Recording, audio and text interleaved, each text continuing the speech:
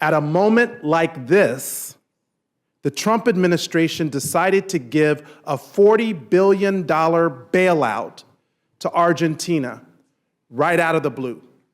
Now, my constituents are wondering, where the hell did this money come from to begin with? Where's the transparency? No congressional consultation, no explanation to the taxpayers who have to fund it. The clear winners are the hedge fund billionaires who bet on Argentina's economy. It directly benefits them, and it sells out America. The American people get nothing out of it, even though Trump himself said we were going to put America first.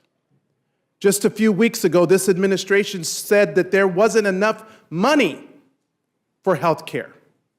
The 24 million Americans now stand to lose access to health insurance as a result. And somehow Republicans found plenty of money to ensure that their billionaire speculators make out. And once again, Republicans have made clear who they work for, and it's not the working people of America. The truth is, Argentina's experience since their president took office in 2023 is a cautionary tale for the United States. Their president in Argentina has cut their health care budget in half. Sound familiar?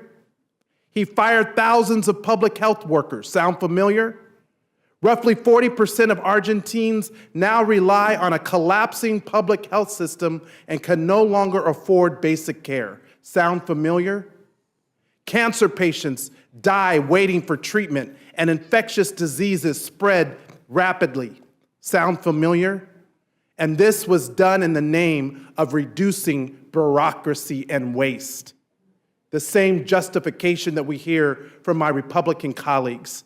If we continue down this path, we know exactly where it will lead us. So my amendment tonight would redirect that $40 billion bailout from Argentina. It would redirect the money that Trump said wouldn't benefit the American people, and we would use those funds to extend the advanced premium tax credits for 2 years. Now, I'm like other people on this dais. I come from humble beginnings. I don't know what $40 billion looks like. I don't know what $1 million looks like. Neither do most of my constituents.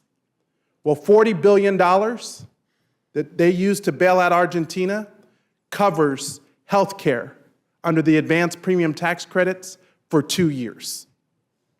This is an investment in the health and economic security of the American people. It's a far better use of taxpayer dollars than sending billions overseas. I urge my colleagues on both sides of the aisle to support this amendment.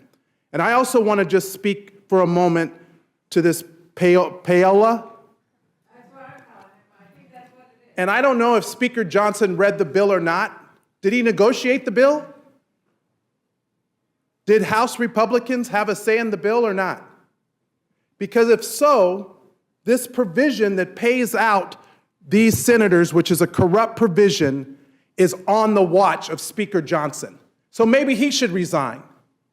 Maybe House Republicans who reviewed the bill, because we didn't review the bill, and this whole notion that we can't do anything now because the Senate is gone, stop gaslighting the American people. There are 2 ways for the Senate to dispose of an amendment once it's adopted by the House. One is by unanimous consent or voice vote, which is the most common, and the other is by roll call if requested. So don't say that the House doesn't have power. We have the power to do our job. You know that this is corrupt, just like the $40 billion bailout to Argentina is corrupt, and it's time that this House do its job.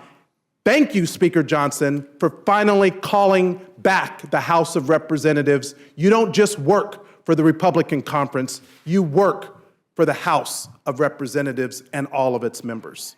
I yield back.